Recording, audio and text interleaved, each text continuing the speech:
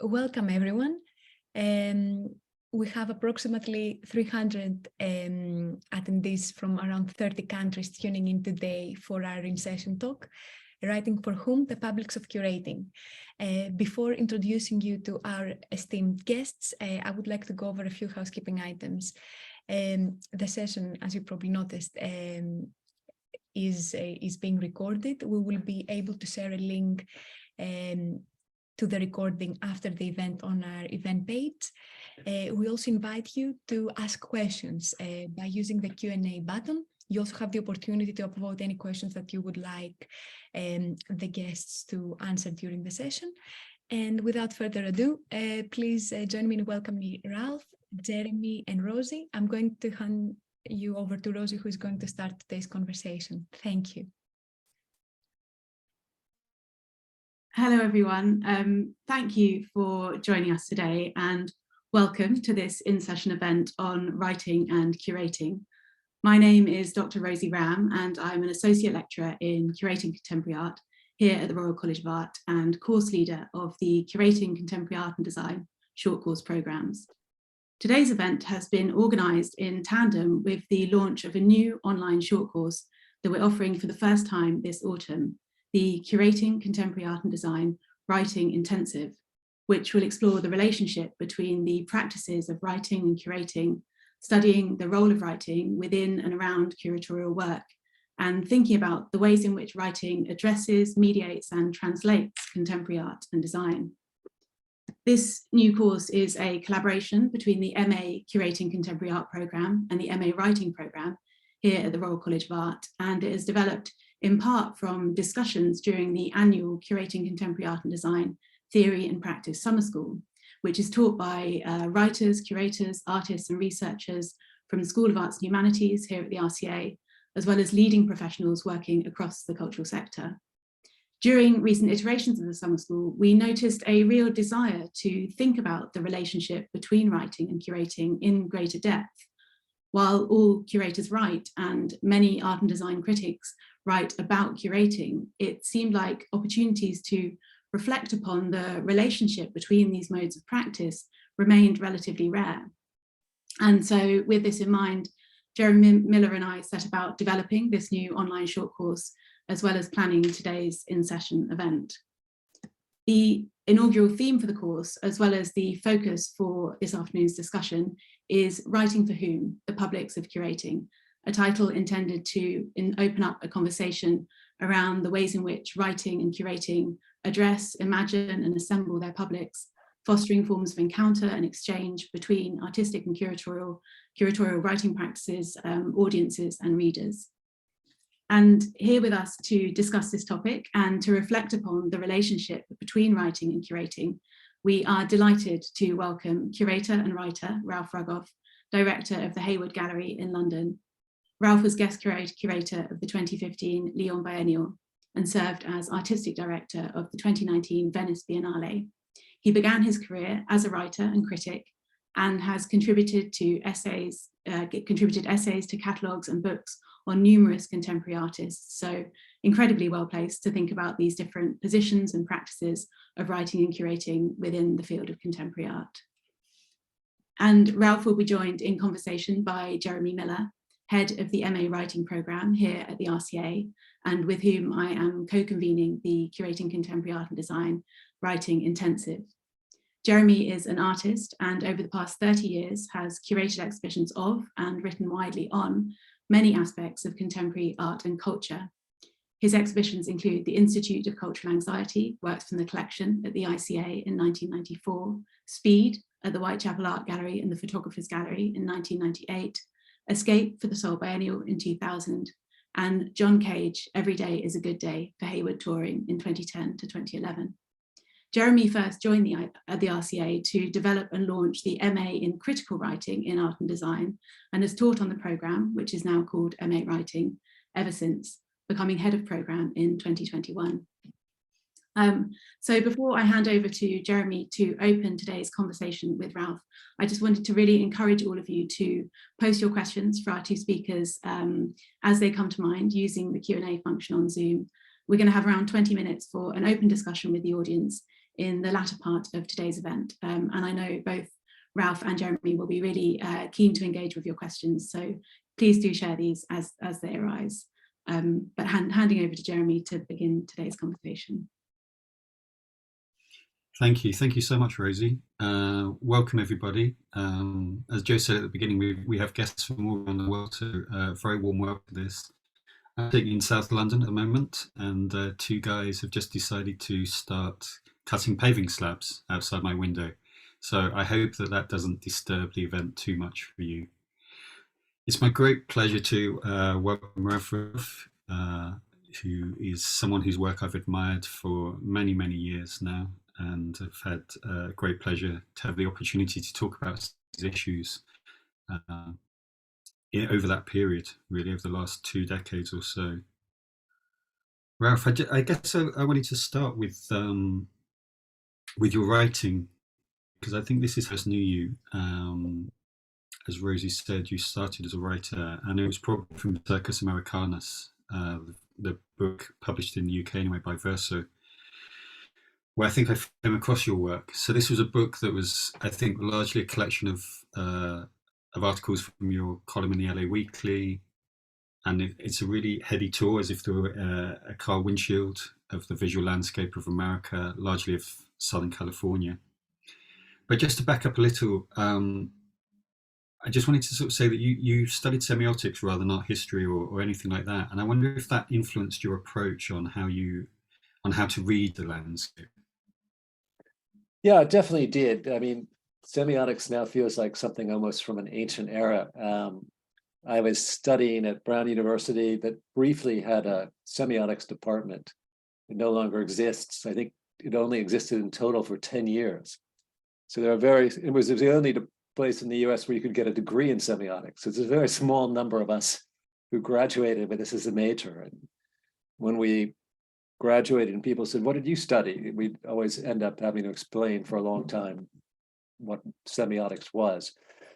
But basically, it's the study of sign systems, how meaning is communicated. And there's a language-based semiotics study, which is where a lot of it came out of, but then it influenced a lot of film theory in the 70s, and it went into anthropology, eventually in art history. And it wasn't about privileging any particular type of sign. It was much more looking at how signs communicate by referring to other signs and set up systems, that networks, which really become the contextual framework from which a particular type of meaning is scaffolded around. I was friends with artists just out of temperament. I was writing then, but I thought that generally my artist friends had much better senses of humor than my writing friends, who were a little self-serious. And gradually this semiotics thing started to enter in the pages of magazines like Art Forum. So artist friends started asking me to write about their work or something. And that's really how I began writing about art. I was mainly interested in film before that. Thanks. One of the great subjects, obviously, so you write about the sort of visual landscape of Southern California and Las Vegas in the book, or in the pieces in the book. One of the other great subjects as well, which you point out in the introduction, is what you call the museumization of America. I've been nervous about saying that word all morning because I kept stumbling over it. Museumization of America. Because you talk about the Museum of Jurassic Technology, a fantastic place, incredibly influential. Yes, that was almost like a great joke on a previous generation of museums. Yeah. But this was a small storefront museum in Venice, California.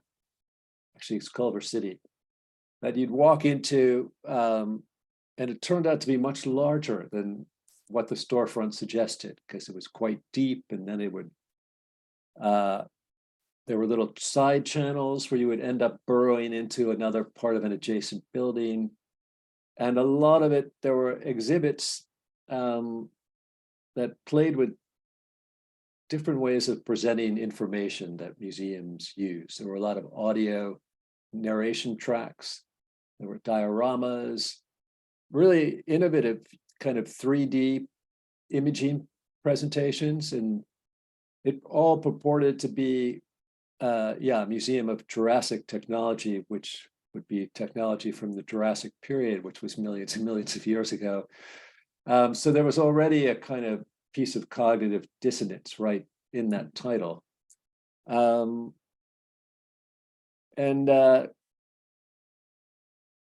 the exhibits use this language of museum authority, this kind of, which is the same thing you might find in a old BBC documentary or a National Geographic film. Very certain, definite narrative voice, which you trust, and kind of information panels written in that same voice. And, you know, it's incredible how much of our information processing is about rhythm, and you fall into rhythms. And I think a lot of artists realize this and play with rhythm in work. But the Museum of Jurassic Technology had really mastered the rhythm of this particular kind of voice. And when you fall under its spell, you start to just accept anything you're hearing is the truth. And they would mix up things that were totally plausible with things that, if you thought about it afterwards, were completely, you know, incredible in the literal sense.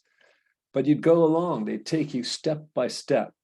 So you'd start believing things that were completely preposterous. And you just assume that, wow, that's really interesting. I never knew that before. So when you came out, you were really ready to look at anything in a completely different way. And I remember my first visit, I came into their foyer where they had a kind of imitation of a gift shop. And there was a pencil sharpener. And I was like, what is this? This is so interesting. You know, I just was seeing that pencil sharpener as something else, because they totally rewired my brain.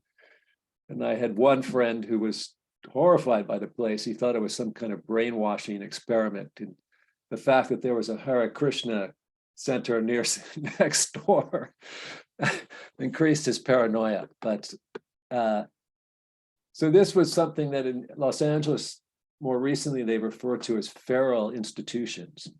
It turned out that the Museum of Jurassic Technology was the creation of a guy who'd started out as an experimental filmmaker, David Wilson, and then had created this museum without any authorship. His name never appears anywhere. And they produced books. I wrote for one of their books. And they would, you know, sometimes they would present actual things.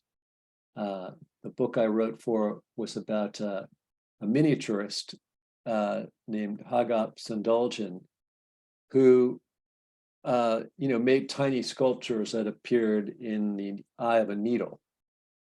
And he was sort of a pop miniaturist, so there would be little Disney characters, and you couldn't see them with your naked eye. I mean, literally, if you held that needle in front of your face, you wouldn't see anything. So you could only see the figures under a microscope.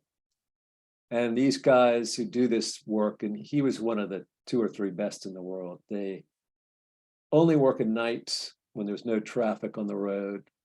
He trained himself to only move his hand in between breaths, because just the movement of a breath, and in between heartbeats actually, because just the flow of blood from that heartbeat in his fingers would destroy a piece. And they would occasionally lose pieces. Which was very, you know, they might spend months working on something, and then it would get lost, and they could never find it. And so it's something like that seems utterly unbelievable. And in the context of the Museum of Jurassic Technology, where you're looking through a viewing device to see it, you would sort of suspect, okay, there's probably a slide in the microscope, and that's really what I'm looking at, you know.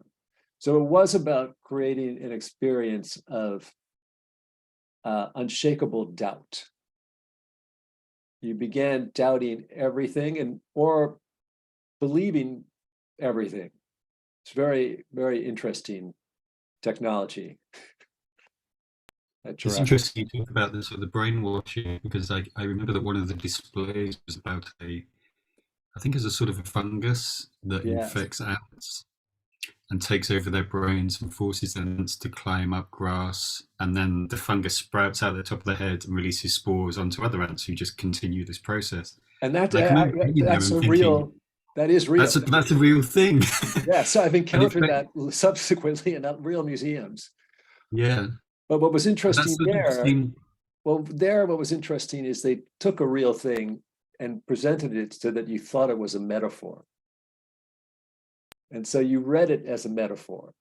And then you wondered, well, this probably isn't real because this is just too good a metaphor about, you know, viral ideas that get spread and contaminate and get passed around. You know, you become obsessed with an idea. It takes over. It takes you over. Yeah, I mean, it really did. It seemed to be a perfect model of the museum itself as a sort of rumor, as something of uncertainty. I wonder whether in the book you refer to, I think the section is called Conspiracy of Vitrines, because you talk about the museum dress technology and the Liberace Museum and things like this. And I wonder if your consideration there, thinking about these sorts of displays, the rhythm of displays, you talk about it, whether it was that led you to consider curating or exhibition making as a potential practice, or had you already started working on that or thinking about it? They kind of went hand in hand. I mean, I actually started curating because I gave a lecture at the, where was it? I think it was at the Art Institute, which is in Pasadena. And I gave a lecture on something I was calling pathetic arts, but it was also pathetic literature, like sad sack narrators. There was a great French writer from the 1920s who Samuel Beckett was a big fan of, actually, a guy we never hear of named Emmanuel Bove, who wrote a book called My Friends, just about a guy with just terrible friendships. They all fall apart. And I thought this was very interesting type of position to speak from. And that it puts you as a reader in a slightly uneasy situation, you know. And then I saw just artworks that had the same quality, that you felt almost pity for, but also you thought were so ridiculous that you laughed at them. And so Mike Kelly was teaching at the school then. He didn't even see the lecture, but he heard about it.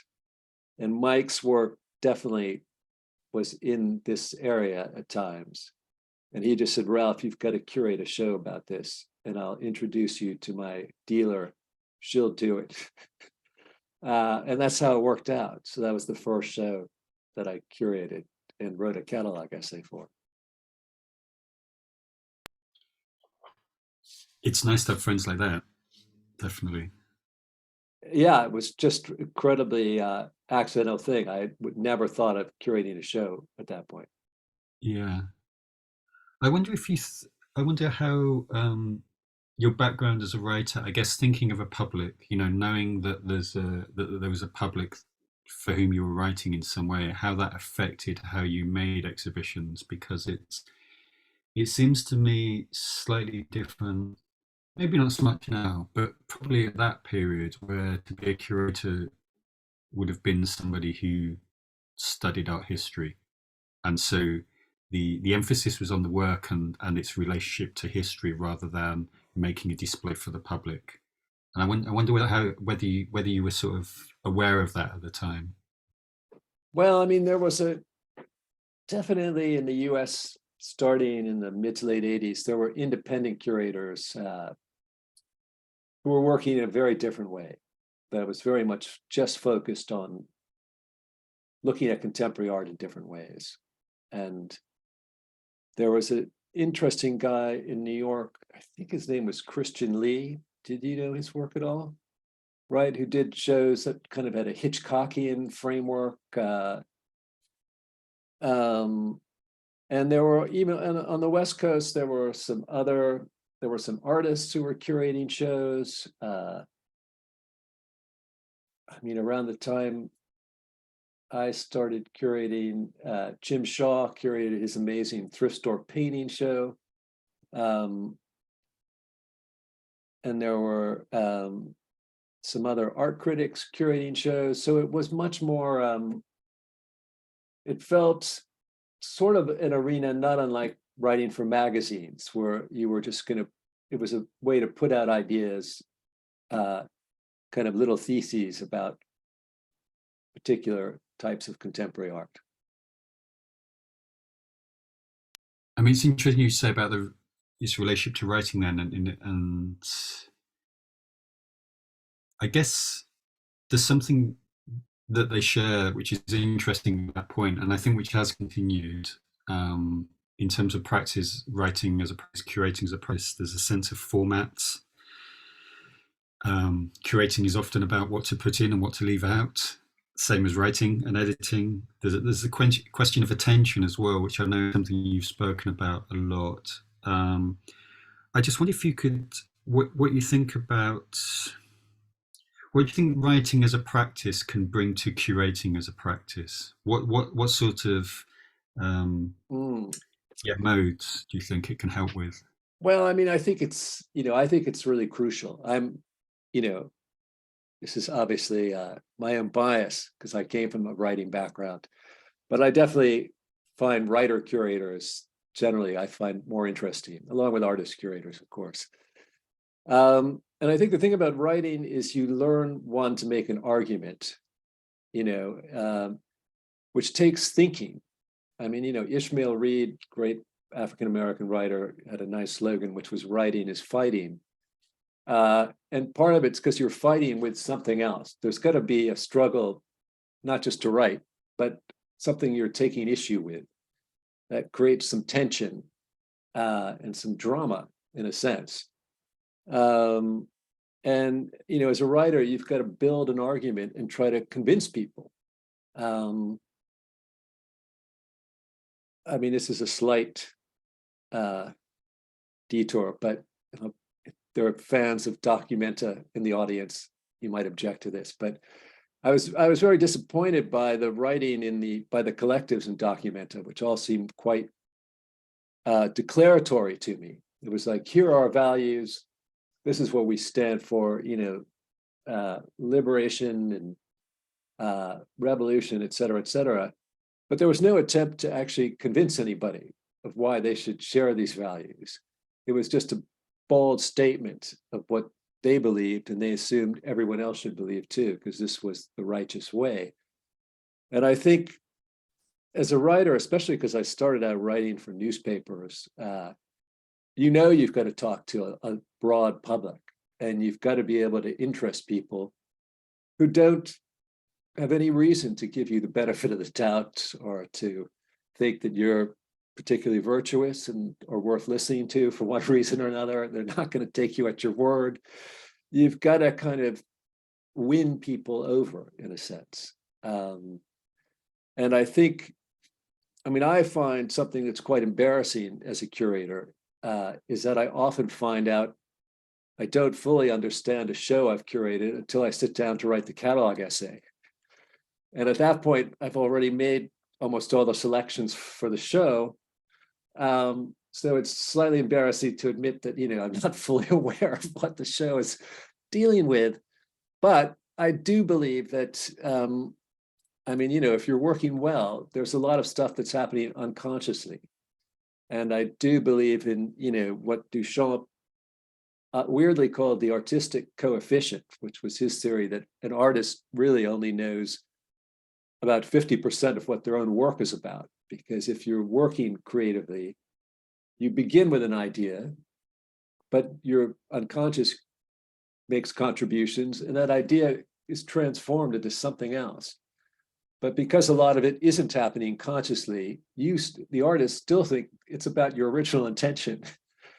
And so I think this is a very interesting question for critics, because so often we're inclined to take the artists at their word. This is what the work's about. But actually, you've got to remember that the artist might only have half the story, and that there is a real role for critics to play that way. I mean, I know there's some critics like Dave Hickey, who just says, an American critic, who just says, you know, I don't care what the hell the artist thinks. That's completely irrelevant. Once the work is in the public domain, you know, it's up to us to read it. Yes, fair game. And of course, you know, Duchamp was a blagger of excellence, really. I mean, a genius blagger in terms of misdirection and Yeah, sort of saying certain things that the work was about, and actually using that as a mask in some ways to hide other things, many other things. I want to come back to this question of the public in a moment, but I did have a question for you about writing and when you write, because appreciate your omission of things coming together at the point of the catalogue essay. But I sort of wonder, I guess in terms of like curating and writing, or exhibition making and writing, the catalogue essay, if there is a catalogue, is one of the most visible parts of it. Text on the wall is a visible part. But of course, any curator will say there's lots of writing that goes in before then, in the making of an exhibition, in terms of loan requests and funding applications and all of these sorts of, you know, rather more banal, but in some ways actually equally persuasive, or having to be equally persuasive as pieces of writing. And they become almost seductions, whether that's to a funding body or to a collection. But I wonder whether, I'm just sort of interested, I guess, in your process about whether you write earlier. Do you go through like various iterations of like proposals, even if they're just to yourself, to try and work out what it is the show might be or what it might become? well, I think, rewritten and rewritten. I mean, here, this is an interesting question, because there's a slight danger in this process, because you begin by writing grant applications. And so you have to have a story about the exhibition and what's it about and why is it timely right now to do this, and et cetera, et cetera. Then you write press releases that come out a year in advance before even you have a checklist. And I think there potentially is a danger that you get stuck on your own first narrative. And that's what you think the show really is about. And I mean, to me, the interesting thing about the fact is that I learn by writing what my own curating is about, is because writing is when you really have to think. You know, you can have vague hunches as a curator and feel these things go together, but you don't do the tough work of thinking. We don't like to think, really. I mean, we think we do, but really thinking is really hard work. And apparently, I don't know, I read something the other day that said we can't really concentrate on a thought for more than 7 seconds. But in dialogue with another person, we can, for much longer periods of time, sustain our concentration. And to me, writing provides that kind of dialogue format. But you're, of course, in dialogue with yourself, but you get to put something down on paper, then you can read it again, have a dialogue with it, new ideas come up, you see something else. And you're also reading, which is a dialogue. You're reading about things artists have said about their work, or other critics have written about works that you might have in a show. So that's how you get to have this dialogic experience, which helps you think. And, you know, yeah, as opposed to writing is fighting, I would say, well, part of that fight is the fight of trying to think really clearly about things. And somewhat rigorously, and not in the normal kind of lazy way that we can think when we're, at least I do, when I'm just talking about things. I won't suggest that has any relationship to teaching whatsoever. But yeah, I guess mean, yeah, again, related to this, I'm interested in, I mean, because obviously, we can talk about your own personal practice as a curator, but, as everyone knows, you're director of the Hayward Gallery. So you're responsible for its output. And, this is a space, I guess, an equivalent to a newspaper. It's a space that's very public, has a very broad audience, not really a specialist audience, or it has a specialist audience as well as a very broad audience. And I just wondered what you thought institutions like yours, what the challenges were that institutions like yours faced when it comes to how they address these various publics. I think the hardest type of text, say, to write is a wall label in a gallery. I'd much rather write a long essay than write 10 200-word wall labels. And I don't, I find it interesting because most artists who I talk to, when I talk to them about their work, they can talk about their work in a way without using any verbiage or jargon. I mean, of course, there are exceptions, but they can get to the heart of what that work is dealing with, that usually is something we're all dealing with. They're just responding to the same stimuli and the same environmental context that we all are. And so you can understand where that work is coming from and how it's positioned in relation to this other landscape. But somehow when, as curators, we sit down to try to explain these things, we end up tying ourselves in knots and using language that either trying to explain something that really should not be explained, because the ideal wall label would just be a series of questions. Or I often wanted to do a show, and hopefully I'll still do this, with contradictory wall labels, different points of view on the same work, to just get across the idea that this is a conversation. Nobody knows what this means. What you think it means is part of that conversation. And so to me, when you're in a public institution, one of the key responsibilities is trying to make your audience realize that they are part of the conversation, that they're not being invited just to admire the genius of these artists and accept whatever the curator says it means, but all you bring to it is part of what it means, because there is no final meaning. This is why art historians drive me nuts, because they're always trying to say, this is what this work means, freeze it in time. But for different people, it's going to mean completely different things. And that's the nature of art. It's radically open-ended. And that's a hard concept for us to take. We like to think words all mean the same things to everybody, and maybe these objects should too. But I think it's like that dress that was on Instagram a few years ago. And some people thought it was gold and some people thought it was blue or whatever it was. We don't live in the same world. And occasionally something reveals that radical fact that, while we have a general consensus that we can get along in, sometimes we live in very different perceptual tunnels.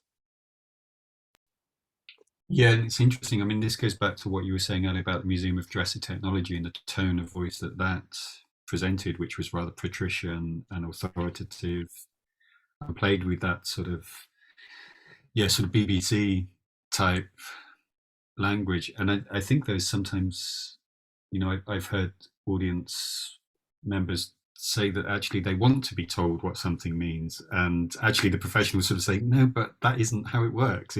Right. You don't want to do that. It's very comforting. And sometimes you can do it like the Museum of Jurassic Technology in a subversive way. So I've written a number of essays that had fictitious characters in them, and I'm quoting from books that I made up. Usually if it was an artist whose work had that quality in it anyway. So just to take that a step further, I once wrote a kind of life story of an artist for a newspaper, of an artist who didn't exist. And I still get people asking me for information about this artist. But it was a nice way to write an essay about some questions I was interested in.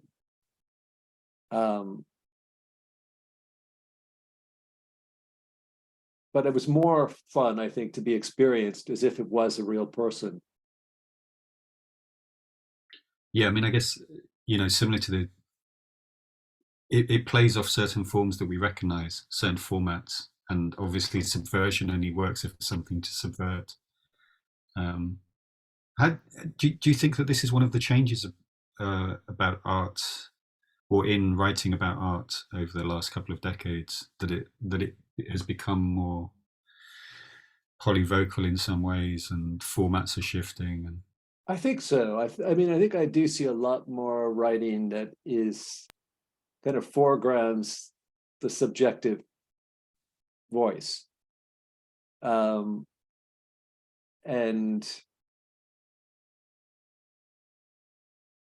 makes sure that you realize this is one person talking. It's not, a voice from on high.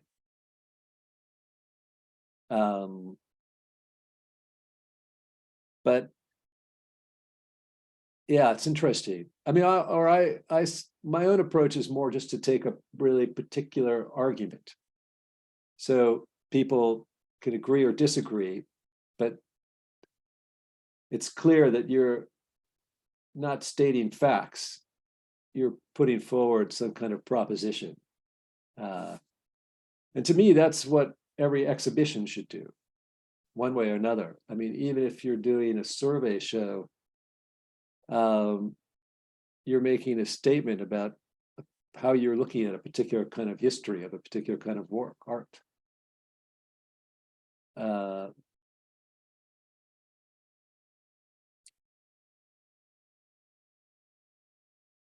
So yeah, I think that idea of having a point of view, a perspective, an argument, an axe to grind, that's important in writing and also in curating. You mentioning Dave Hickey earlier. He was someone who did have an axe to grind often, a point of view. Well, a lot of people had an axes to grind back at Dave. Yeah. Yeah, it was a two-way street, that one. It reminded me of, I was on a panel with him in Stockholm like 20 years ago or something, and he was asked, who'd you write for? And he just shot back, said Catherine Deneuve. And which I thought was a brilliant answer. That is a really great answer. Which I wanted to copy, but I've now spoilt it by owning up. And I think that makes sense to me.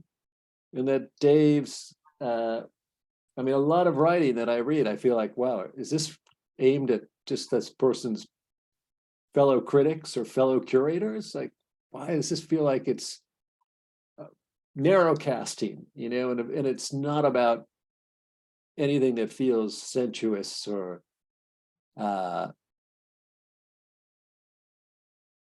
fun or playful. So that's a great answer from Dave. Makes me totally makes sense to me. I mean, I do think sometimes we have somebody in our head who we're writing for. And it's great to have a figure like Catherine Deneuve rather than have it be that nasty English teacher, whoever first started correcting your grammar. Yeah, I mean, I was going to ask, do you have a sort of an ideal reader, or does that change from project to project, really?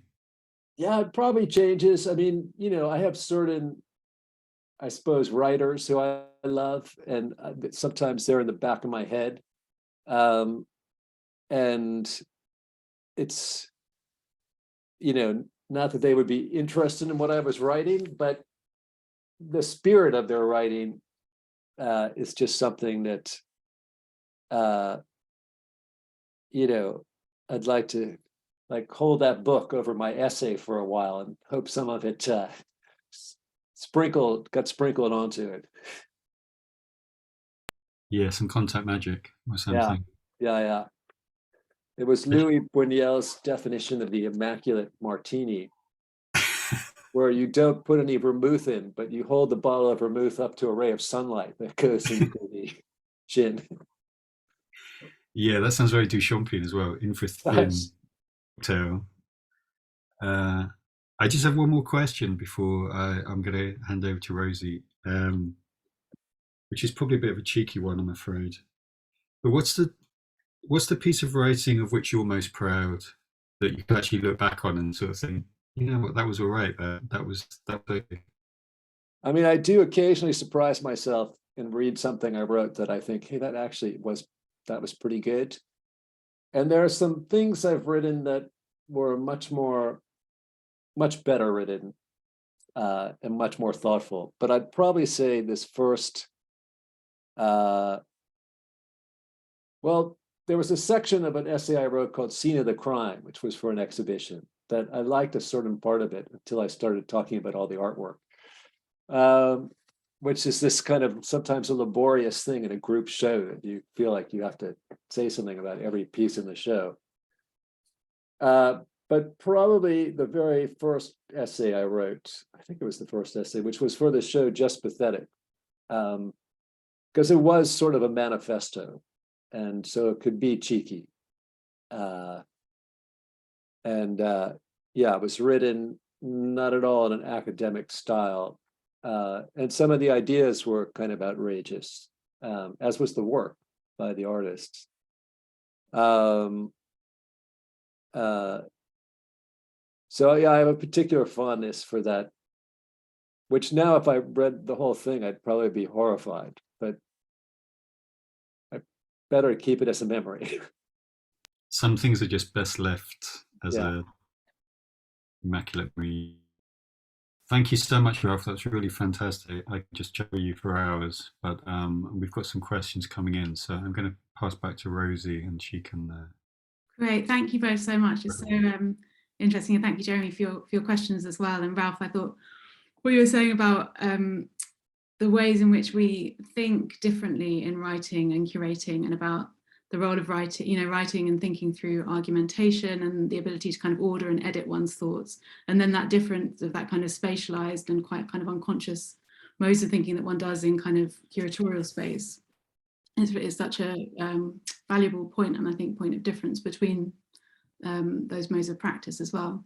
We've had some really fantastic questions coming through in the Q&A box, and just to say to everyone, do post them in the box if there's anything that you're wanting to ask, and I will try to get to as many of those as we can. I thought maybe opening actually with one about the way, Ralph, that you think about writing when you're and curating actually when you're approaching the work that you've done with biennials, and I think the different, perhaps thinking about this idea of publics and the different publics that you might be writing for when writing or curating a biennial in comparison to working within a kind of institutional context.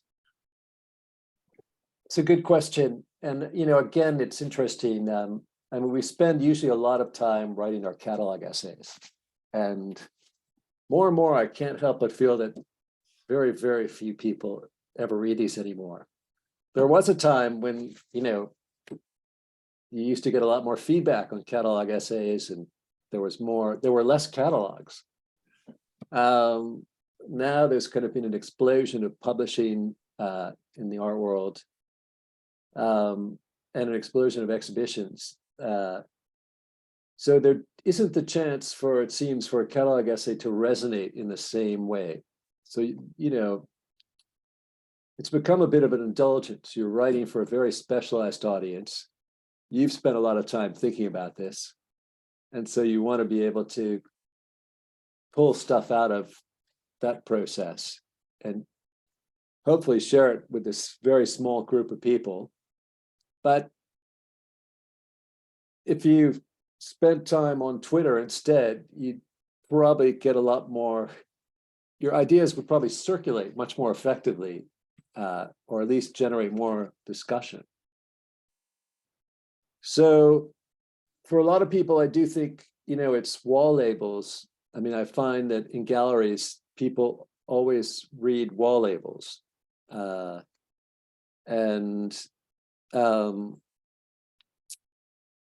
So we spent a lot of time at the Hayward working on wall labels. And, I usually will go through 3 or 4 drafts with the assistant curators or whoever's writing them to try to get it right, to try to get the right type of information there that will help people come to their own understanding of the work and to get the right tone of voice.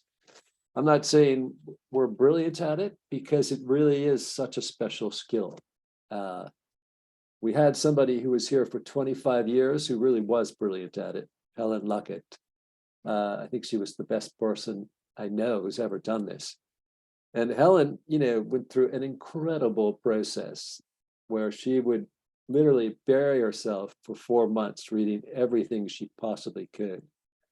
And then she would slightly drive me crazy.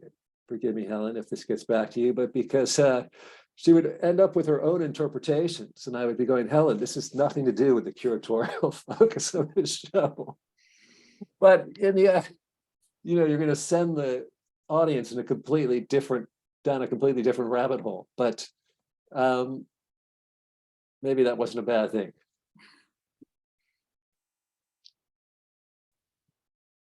Fantastic, thank you. And with the just to come back to when you're working in the kind of biennial context, is that, and how different that is in the way that you kind of approach those things beyond, in that very, and thinking about this question of publics as well? I don't really think it's that different, because I think the general audience that comes to a biennial, which is a real mix of people, is pretty similar to the general audience that comes to the Hayward. I think it's different if you're working at a more, an artist-run space or a smaller gallery that gets a very dedicated art audience. But if you're working at a general audience type of institution, it's quite similar. The only thing with the biennial is that they're so unwieldy in terms of their size that you probably have to be more careful about not overloading people with too much information. But even that's a tricky thing, because people always have the option not to read. But I do, my heart always thinks, if I'm in a biennial and I see a page of text on the wall of really dense writing about something, and I just think, God, it's already a struggle to keep your brain alive while looking at works by 100 artists in a 24-hour period. And then if you're reading stuff like this, the outlook is looking bleak. It comes back to, Jeremy, that point you made earlier about attention as well, and thinking about these different modes of attention.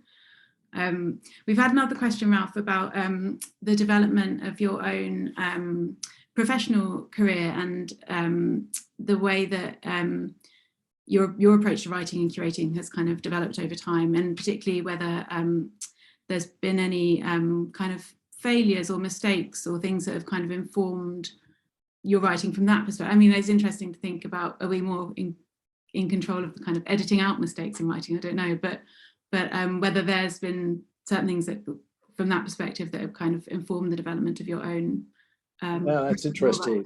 practice. I mean, I feel like I probably have a better handle on curatorial mistakes that I make. Maybe because it's a more public practice in some ways. And when you do it, when things go wrong, you're very aware of it, because you can watch how people are behaving in the gallery. Whereas I don't get to watch people behaving as they're reading something I've written. And I do think one mistake maybe, I think the biggest mistake for me as a writer is my process, which is awful, which is that I just will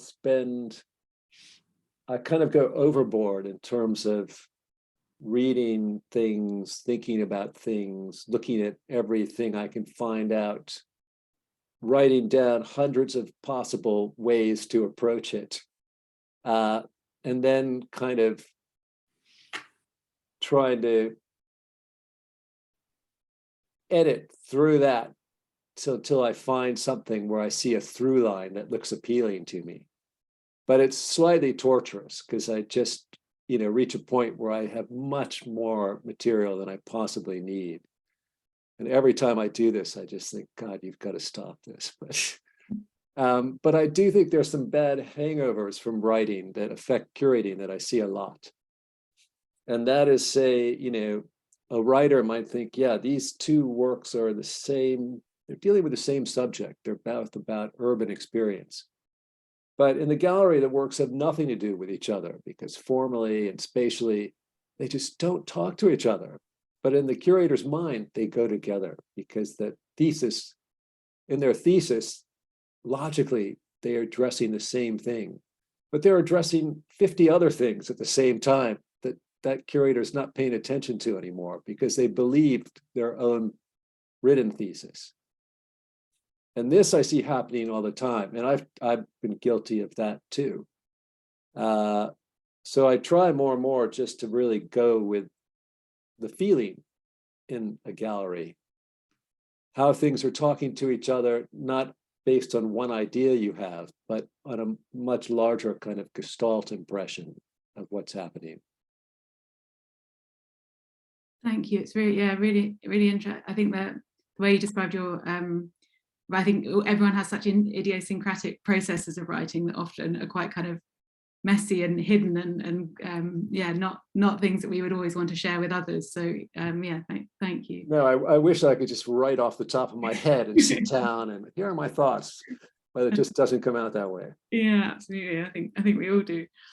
We've had another question around the differences perhaps and artist writers and I suppose also artist curators, kind of building on that as well, that perhaps the different kind of affordances of artistic and curatorial practice and even critical writing, that these are the roles and remits of artists, writers, curators. Perhaps if you could kind of reflect on and also having for you occupied the position of critic and the position of curator, but then thinking about artists that you've worked with and who write and curate and the difference in those kinds of positions.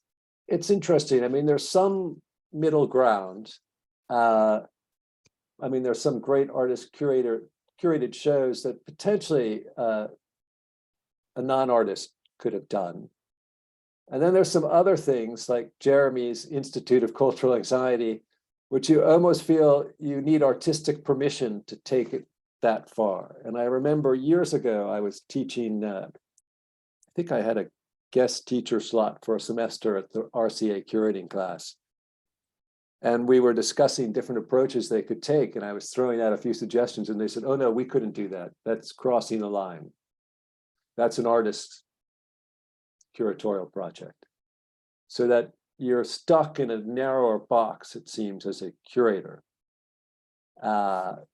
where you're tied to the artist with this umbilical cord of responsibility, which as an artist, you're free to say, I'm going to bring in all these other objects that aren't art because I'm interested in them and seeing how they look next to objects that are art. And it's all a found object work in a sense. And I think for curators, they feel like I've got to treat the art as art. And that's held me back from doing some kinds of shows that I've thought about. Still, I find it's strange, but maybe we can't escape it. Jeremy, for you, I think that's also a good question for your own perspective, kind of occupying that position of artist and curator and writer. Do you feel that there are certain, as an artist, there are certain kind of affordances you might have that a conventional curator wouldn't? Yeah, I think so. I mean, I guess I'd reiterate what Ralph was saying. I think there's maybe a hesitancy that proper curators who've maybe come through an art historical background have. I think one of the biggest differences, just to sort of pick up on Ralph's comment earlier about his sort of distrust of art historians, maybe put a little more strongly than that. Well, I have sympathy for their dilemma. we all have sympathy with art historians, definitely. I think one of the things that they often have, and certain type of curator, is that they're dealing with an artwork which exists and there's an inevitability about it, as though it were always going to exist. The fact that it does exist means that it were always going to in some way. And I think if one has made things, one realizes that things don't need to exist at all, or exist in that form, and could have been something completely different, could still become something completely different, that they've just been stopped in some way. Again, another Duchampian sort of term. And so maybe that means that an artist doesn't have quite the same reverence for them as objects, but their importance lies with them as parts of a process, which is still ongoing, actually. So I think that maybe means that artists, they see them sort of differently. It's not that obviously we don't like artists and artworks. We sort of think they're the most important things in the world. But I think our relationship, it means that we have, we don't see them as relics, but it's actually something that's like an ongoing liturgy rather than a sort of a relic in some way. No, I think that's a really interesting point. I mean, I think as a curator, you sometimes do realize, gee, I could have curated the show in 30 different ways. It would have been the same general subject, but the experience would be really different. And sometimes you see this when you see shows travel from one museum to another. I mean, I remember once seeing a Douglas Gordon show at MoCA in LA and thinking, God, he's really not a very good artist after all. I was wrong about him. And I saw it 6 months later at a museum in Canada. I thought, God, he really is a good artist. Because the shows were installed so differently and it worked completely differently, even though it was the same group of works. So yeah, that idea that these things are just, they don't exist permanently. They exist in relationships that change. That's why I feel the art historian has such a, that's a difficult thing to get across in art history. Well, I guess just to stick up for an art historian, there's a French one called Henri Faucillon. I love Faucillon. He's great. He said, the work of art is motionless only in appearance. And that's something I've really held on to, that it looks like it's the same. But I think it talks in some way to this sense that there's a difference between the art object and the artwork, that the art object can remain the same, more or less, but actually the artwork changes completely depending on what it's put next to, what's written about it, the conversations, the rumors, all of these other things. And the role of the curator is to sort of coax things in some way, looking after the object. Yes, it's more like you're playing cards and there are different kinds of hands that can come together. But Faucillon said another thing I really loved, which was, how can an artist possibly reflect the time that they live in when every time is made up of so many different times, vectors that are intersecting from different pasts and futures? That also is, that complexity of thinking is, I think, what ideally you want to try to gesture towards in writing and in curating. And I think it means that ideally you can't spell things out too clearly. You can't pin it, nail it down. You have to leave that room for quantum effects. Absolutely, and just building on that, I think we probably have to wrap it up in a moment as we're coming to time. But just to say, there's been a lot of questions and comments coming through of responding to that idea that you raised of having wall labels with opposing positions in dialogue, and that seems really to have chimed with a lot of people in the audience. And I think it really speaks to that notion of practicing in a way that facilitates complexity and disagreement and tensions within these things, and irresolution as well, and that both writing and curating can hold that, but it's this very skillful thing to do, not to fall into that trap of wanting to give the kind of definitive line. Well, that's an open source idea now, so I hope somebody puts it to good use. Well, you have it's been a moment to pilot test it. It's been very waterproof. But I think the National Gallery. So I was just going to say, I ahead. think the National Gallery did something similar. They used to do devil's advocate talks where they had two curators. Yeah. So they weren't wall texts, but they were talks over lunchtimes. And they would stand in front of a Rubens or something, and one curator would say, "This is magnificent," and another curator would just say, "It's not. Yeah, I don't know. It's not all that to me, you know." And I think this was very interesting in a sort of rather destabilizing way. And I guess it needs something like, it needs to happen in a place like the National Gallery, which is completely canonical, where there's sort of a stability about the value of the works already. It's not the sort of thing you could necessarily do at a degree show or something like that, where the work is still being established, its position is still being established. But I think if you have it, in a major museum, then it feels okay for one to sort of knock things off their pedestals a bit. You hope that could happen in art magazines. You crazy romantic, Ralph. All right. Well, very lovely chatting with you both, and this invisible audience that I can't see. Yeah, a huge thank you, Jeremy and Ralph. And make sure to check our webpage for upcoming in-session talks. Thank you for your time. Have a wonderful rest of your day. Goodbye.